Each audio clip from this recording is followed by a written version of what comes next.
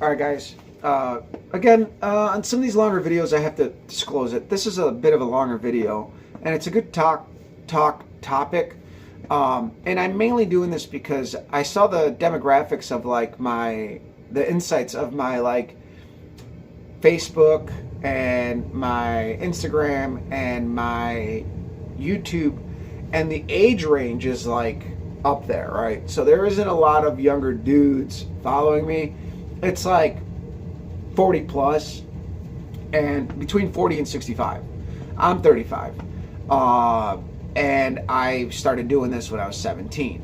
So that made me realize, like, why is there such a big age gap? And the other day it dawned upon me kind of what that was, or what I think it is anyway. So watch the video, and it's going to talk about work, talk about racing, talk about the hobby.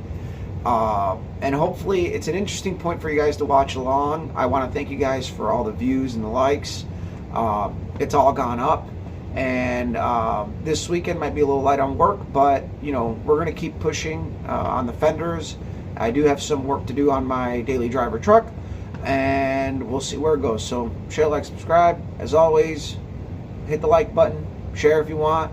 This is actually a really good share topic, so we'll let you guys go. Alright guys, hopefully this video comes out fairly clear. It's Saturday morning. I took my old boy, my dog Finn. You guys have seen him in the videos, my old black and white border collie. I took him over to the groomer. He needed a nail trim and a fluff and buff. And then I think I'm going to go over to my buddy David Meyer, Freak Cylinder Head Service. We got some parts to drop off. He has my block that we're planning on using, which he gave to me. And I got studs for the mains. I got rods. I got freeze plugs upstairs. And then I'm going to go ahead and have the Tom over at TNT just give a look over these solid rollers and make sure that they're good. They look good, everything's good, but just a second opinion. Today's video is one about kind of like the hobby and a little bit of my experience and how it all ties in together with the trade. The term gatekeeping has been certainly tossed around quite a bit, and I'm sorry if my furnace is running in the background. It's been really cold the last few days out here in the Chicago suburbs, but we're trucking on through. So the term gatekeeping gets tossed around by people, and it's mainly like the younger crowd, but I guess I never realized that it's more of a cry of frustration, right? So in the trade, I've gone through quite a few apprentices.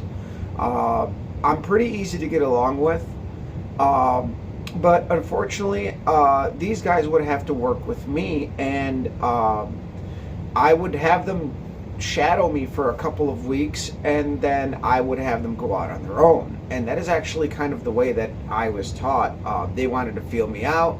I shadowed the one guy. He paid attention to what I was doing, and he said, all right, you're kind of good to go on your own, and he would just casually walk by and catch any mistakes that I would make as I was making them, pretty much. And that's actually kind of the same way that I was in the shop.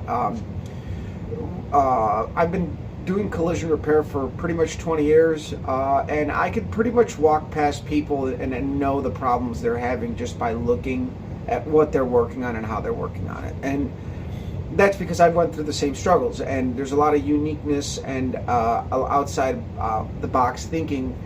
But now circling around to the subject of cars, it dawned upon me the other day that there is an entire generation of, I would call them hot rodders, the import tuner guys. They're all in their 50s now, and the younger crowd is definitely doing it way, way different. Now, back in the early 2000s, obviously you had that whole generation of like guys that were like into the Fast and Furious, which the Fast and the Furious was clearly based on an import tuner scene, which was already kind of building up throughout the early 90s, because I certainly remember that as a kid. But I think those guys are every bit of hot rodders as anybody else. Now you got a lot of the Formula Drift guys, a lot of the drift scene. It's a lot of show and go, and it's got, people are still wanting to have fun with cars, and there's an interest in cars, and there's a cry in the drag racing world, and this is where I witness this, and I witness it from time to time at the drag strip when like the import guys show up, and man, some of them cars are absolutely fast, and I'm young enough to appreciate what they did, and I witnessed it, and I think that I think a lot of the problems with conventional like hot rodding and like motor like drag racing and like the muscle car stuff, a lot of that has been self-inflicted by the community, and just that whole hard-headedness.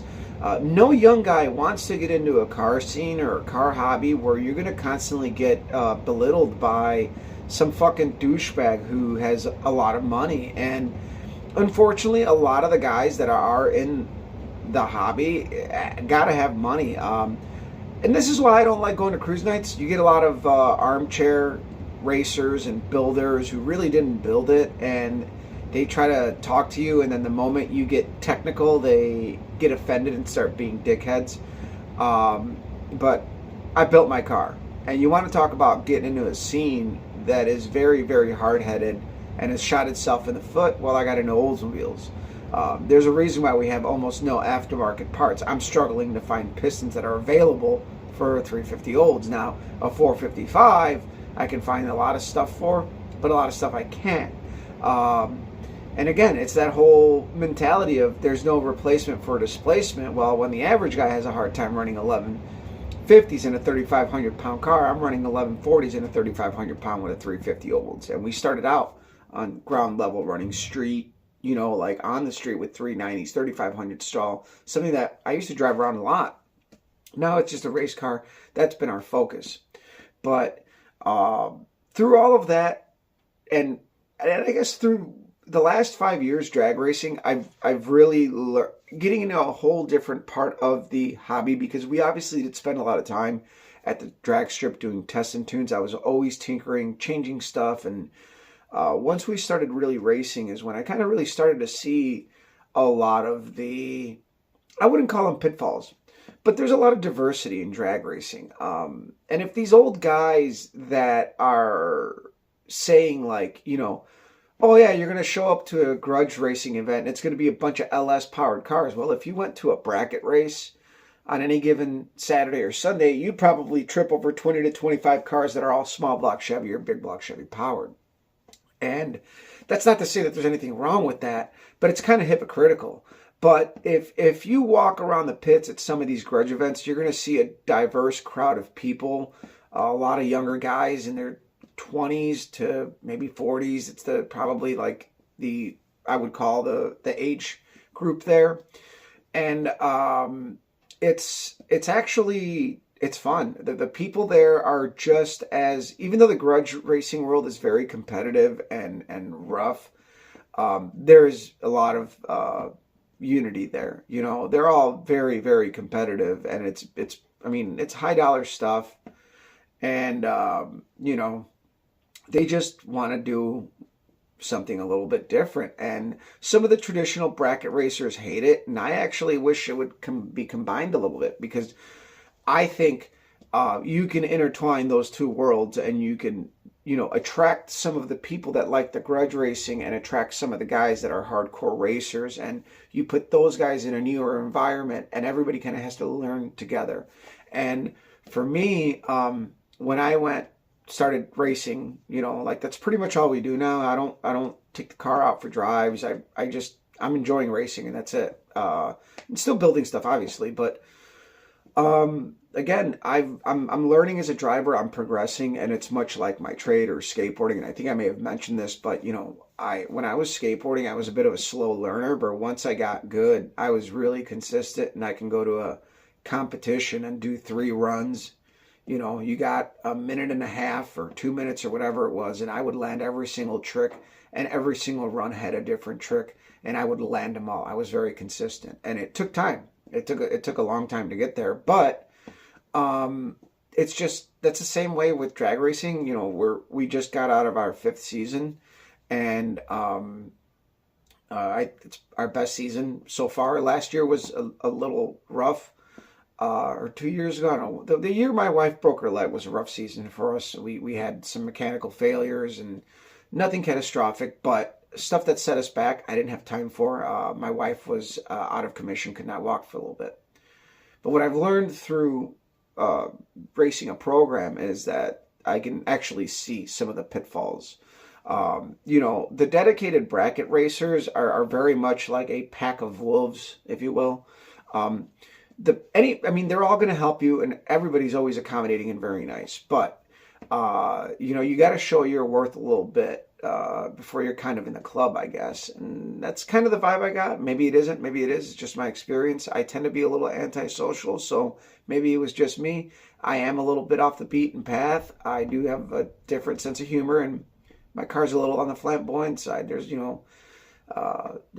kind of little funny stickers all over the car that if you didn't pay attention, you'd miss. But obviously, guys in the staging lanes look at your car and they see that stuff. And I do take the racing serious, but I also, you know, I got to have fun doing it. And I'm kind of a goofball. So, but, you know, we certainly have ramped up our racing and gotten serious about it, and it's shown. But what I see out there is there's not a lot of younger guys in the bracket racing. There's a lot of younger people in the index classes that we've been running, and like especially like the MKE, the 7.0 index that we ran as an eighth mile. A lot of younger guys, a couple of older guys, and it was a good blend. And I think drag racing needs more of that because the age gap is kind of vast. And I think my biggest thing that I advocated for when our track changed ownership was telling them, hey, advertise a test and tune on points days and make the guys that run test and tune get into a class. Just make them run the class, and then once the day is over, they can do all the time runs they want. Because if you get at least 3 runs in, you got your money's worth. But those guys get to jump in the class and figure what it's all about. And we've had guys that did that, and they came back for other races.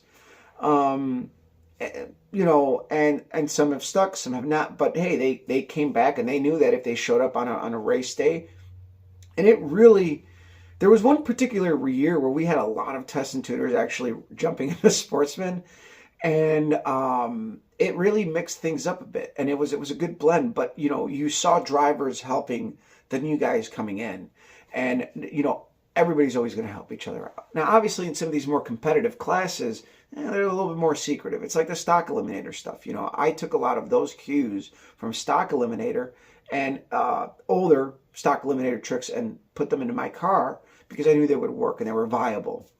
And again, it kind of comes full circle where I think the LS, as much as people hate it, as much as the old schoolers hate it, I think it's a community thing. It is not an economical thing because a lot of these guys at these garage races do not have garbage build LSs. A lot of nice billet parts, just top-notch stuff. Just, you know, all of them are running like, you know, their EFI setup is probably worth about as much as my engine is in my olds. Let's put it that way. And I think that it's a community thing. You got these younger guys that are banding together to develop, and they have developed the LS as a very viable option, but there's not a bunch of older dudes beating them on, you know, how to run things, how to do things. They're figuring it out. They're doing it their way. And I think every generation has to have that. And, you know, I know the 4.6 Ford motors, you know, they had a short run where they were like, they reigned king, man. That was a killer engine. And then the Coyote's good, but, you know, it's a little bit more complex. So I think that for usability, and you know, wanting to grow from like a junkyard build to something nice, the LS is a really good platform because it's still very much like the small block Chevy. Back in the day, you can go to the junkyard, pick yourself a small block Chevy. You know, parts availability was there, and you know, you could build it however you wanted. And same thing with the LS swaps. You can do them as shitty as you want, or as good as you want. But I think the reality there is that people have to be accepting of these movements because it is what keeps the hobby going. Like, people made fun of the stance guys for a long time, but people forget history really fast. So back in the 50s, you had traditional customs. It was all low and slow, static drop. Like, it's the same thing that kids are doing nowadays with like Lexus LS 400s or whatever. They're slamming them. They're putting some cool wheels on them, an exhaust. Some of those cars had V8s. And yeah, they actually fucking look cool, man. Like, you know, they're taking early 90s Benzes and BMWs. And yeah, dude, it looks cool. Those cars are like little shoe boxes, and you know, the whole vibe is there. And it's like, you know, people forget that people in the 50s did that, and it wasn't about going fast. It's just not what you're used to seeing. That's not to say that guys ain't building old cars, but I'm just like everything that I see on the interwebs that people hate. It's like, dude, you're such a hypocrite. You know, like the guys that say, oh, I can tune the engine by ear. That's all bullshit. No self-respecting competitive super stock racer or even stock eliminator racer back in the late 60s and even into today will ever tune by ear, ever. I mean, you want to talk about the development of like door car racing between 1970 and 1980. The technological advancements that were being used in pro stock were like through the roof. The development, the whole development of that field of cars and people that were racing was just incredible. I do a lot of reading.